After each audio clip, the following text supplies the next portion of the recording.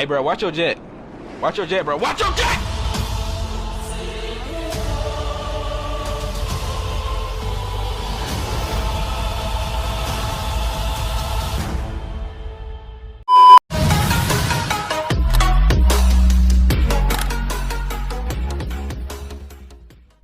तो hey guys, कैसे हो आप सब। तो मैं आज अपनी इस वीडियो में एक्सप्लेन करने वाला हूँ पूरी ब्लैक विडो मूवी को। तो वीडियो शुरू करने से पहले मैं देना चाहता हूँ एक स्पॉइलर वार्निंग, क्योंकि इस वीडियो में बहुत स्पॉयलर्स होने वाले हैं। सो मिस्टर फिल्म चैनल से मैं हूँ अनुभव, and without wasting any more time let's begin the video.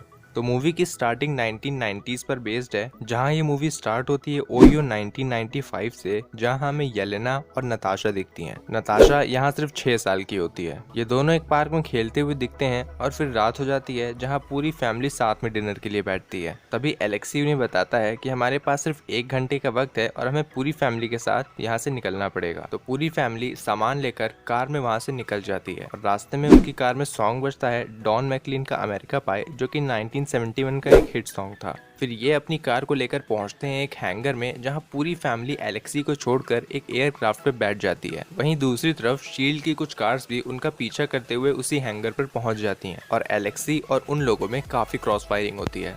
इसी क्रॉस फायरिंग में मेलिना को बुलेट लग जाती है और उस एयरक्राफ्ट को उड़ाना पड़ता है टीन येलेना को। यहाँ से किसी तरह जिंदा पूरी फैमिली निकल जाती है और वो पहुंचते हैं अपने एयरक्राफ्ट से क्यूबा, और एलेक्सी ड्रेकॉफ को एक ड्राइव देता है। वहीं ड्रेकॉफ उससे पूछता है कि नॉर्थ इंस्टीट्यूट का क्या हुआ, जिसके रिप्लाई में एलेक्सी उसे बताता है कि वो अब राख हो गया। और कुछ रशियन सोल्जर्स एलेक्सी के सामने ही नताशा और येलेना को बेहोश करके एक एयरक्राफ्ट में डाल देते हैं और आगे दोनों को अलग कर दिया जाता है, क्योंकि उन लोगों को रेड रूम में ट्रेनिंग देनी होती है। तो मेन मूवी एक्चुअली में यहाँ से शुरू होती है, स्मेल्स लाइक टीन स्पिरिट के निर्वाणा सॉन्ग से। 21 साल बाद यहाँ हमें दिखती है नताशा रोमानोव, और अब ये मूवी सिविल वॉर की इवेंट्स को कंटिन्यू कर रही है। यहाँ एक जगह थंडरबोल्ट रॉस नताशा को कुछ मुट्ठी भर एजेंट्स के साथ पकड़ने आए हैं, पर नताशा वहाँ होती ही नहीं है। वहाँ पर उसका ट्रैकर होता है। आगे हमें दिखता है मोरक्को शहर, जहाँ येलेना एक मिशन पर होती है और वो अपनी ही एक दोस्त को, जिसका नाम ओक्साना होता है, उसे चाकू से मार देती है, क्योंकि उसका माइंड उसके कंट्रोल में नहीं होता है। वही ओक्साना उसके ऊपर एक सिंथेटिक केमिकल डाल देती है, जिसकी वजह से उसके ब्रेन के जो न्यूरोट्रांसमीटर्स होते हैं वो वापस से उसके कंट्रोल में आ जाते हैं, और येलेना अपनी बॉडी में लगे ट्रैकर को भी निकाल देती है। ओक्साना उसे बाकी का बचा सिंथेटिक केमिकल देती है और कहती है कि बाकियों को फ्री करो। सीन शिफ्ट होता है और हमें दिखता है टास्क मास्टर, जो कि सिविल वॉर के कुछ सीन्स देख रहा होता है, और ये चीज़ काफ़ी सेंस बनाती है। जो केमिकल येलेना को मिला था, येलेना को पता था कि कोई ना कोई उससे ये केमिकल लेने ज़रूर आएगा, इसीलिए उसने ये केमिकल नताशा को दे दिया था। फिलहाल नताशा होती है नॉर्वे में और टास्क मास्टर यहाँ आता है उसी सिंथेटिक केमिकल्स को लेने। तो यहाँ हमें टास्क मास्टर और नताशा के बीच में एक छोटी सी फाइट दिखती है और टास्क मास्टर नताशा को ईजिली हरा देता है। नेक्स्ट सीन में हमें दिखता है ब्यूडापेस्ट, जहाँ नताशा और येलेना मिलती हैं। यहाँ हमें इन दोनों की छोटी सी फाइट भी देखने को मिलती है। यहीं येलेना नताशा को बताती है कि वो रेड गैस एक्चुअली में एक सिंथेटिक गैस है, जो कि ब्रेन के न्यूरो पाथवे को इम्यूनाइज कर देती है और कोई भी एक्सटर्नल मैनिपुलेशन को हटा देती है। यहाँ येलेना नताशा से कहती है कि मैं काफी टाइम से न्यूज देख रही हूँ और सोचती हूँ कि कब कैप्टन अमेरिका रेड रूम को बंद करवाएंगे। नताशा चौंकते हुए कहती है कि मैंने खुद ड्रेगॉफ को मारा था और उसे मारने में मैंने ऑलमोस्ट पूरा शहर ही जला दिया था। जिसमें येलेना कहती है कि क्या तुमने उसकी बॉडी देखी थी। नताशा कहती है कि कोई बॉडी बची ही नहीं थी, जिस पर येलेना कहती है कि तुम ड्रेगॉफ की बेटी को भूल रही हो। और आगे इतना कहते ही वहाँ एक्सप्लोजन हो जाता है और बाद में पता चलता है कि ये एक्सप्लोजन रेड रूम की ट्रेंड विडोज नहीं किया है। अब नताशा को भी ये पता चल जाता है कि रेड रूम्स अभी बंद नहीं हुए हैं, और येलेना और नताशा मोटर बाइक से भागते हैं, जिनका पीछा करते हैं टास्क मास्टर और रेड रूम ट्रेंड विडोज। यहीं टास्क मास्टर एक एरो से उनकी कार को एक्सप्लोड कर देता है। यहाँ कहीं ना कहीं मुझे हॉकाई की याद आ गई। इसी एक्सप्लोजन में येलेना इंजर्ड हो जाती है और नताशा और येलेना टास्क मास्टर से बचकर एक जगह छुप जाते हैं। यहीं येलेना नताशा को बताती है ड्रेगॉफ के सीक्रेट प्रोजेक्ट टास्क मास्टर के बारे में।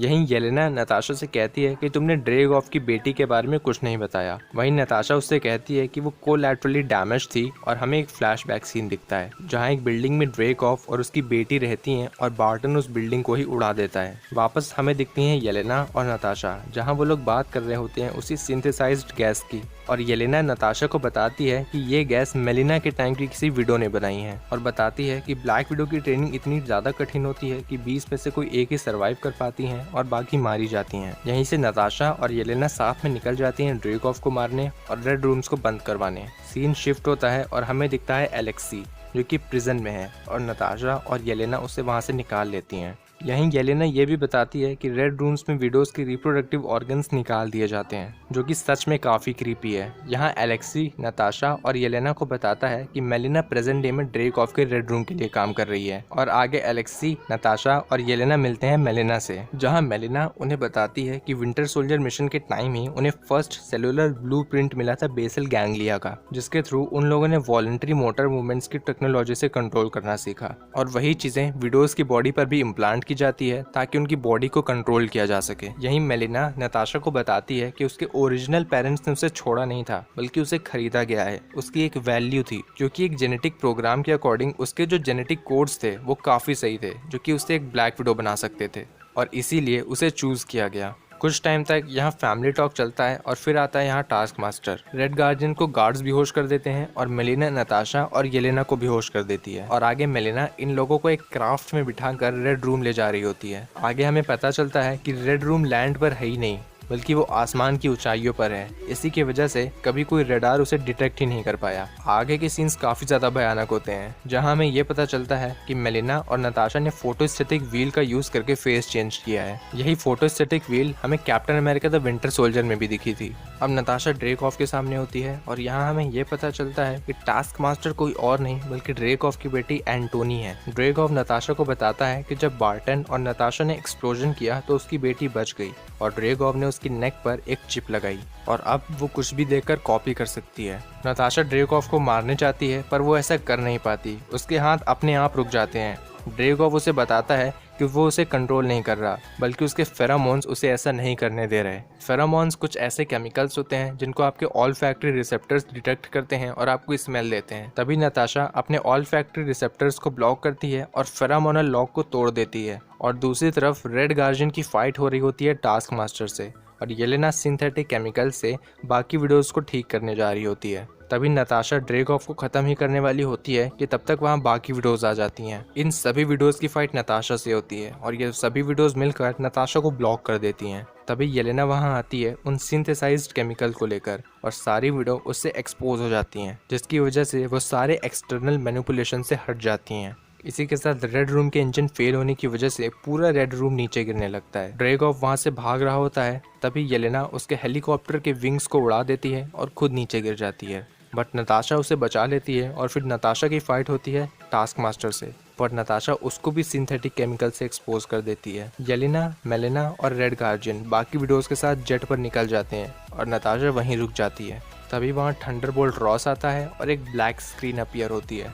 2 हफ्ते बाद नताशा को एक जेट मिलता है, जिससे वो बाकी एवेंजर्स जो कि प्रिजन में हैं उन्हें छुड़ाने निकल पड़ती है, और बैकग्राउंड में वहीं एवेंजर्स वाली थीम बजती है। यहाँ नताशा के हेयर वैसे ही ब्लॉन्ड रहते हैं जैसे इन्फिनिटी वॉर में थे, क्योंकि यहाँ से मूवी इन्फिनिटी वॉर की टाइमलाइन को पकड़ेगी। अगर बात करते हैं मूवी की पोस्ट क्रेडिट सीन की, तो येलेना जो कि हमेशा से चाहती थी कि वो एक डॉग पाले, वो अपने डॉग फैनी को लेकर नताशा की ग्रेव पर आती है। वो नताशा की ग्रेव पर खड़ी ही होती है कि वहीं आती है वैलेंटीना। यही वैलेंटीना हमें the falcon and the winter soldier में भी देखने को मिली थी, जो कि डार्क एवेंजर्स टीम बना रही है। यहाँ वैलेंटीना येलेना को एक फोटो दिखाती है और कहती है कि नेक्स्ट टारगेट ये है जिसकी वजह से तुम्हारी बहन मरी, एंड गेस व्हाट, वो फोटो होती है क्लिंट बार्टन की।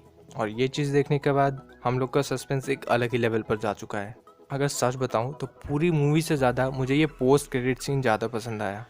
और मूवी ख़त्म। तो आपको हमारी ये एक्सप्लेनेशन कैसी लगी हमें कमेंट सेक्शन में ज़रूर बताइएगा। और लिटरली यार ये वीडियो बनाने में बहुत टाइम लगा है, क्योंकि एक्सप्लेनेशन वीडियो बनाने में आपको मूवी के साथ साथ लिखना पड़ता है, तो 2 घंटे की मूवी 4 घंटे में बदल जाती है।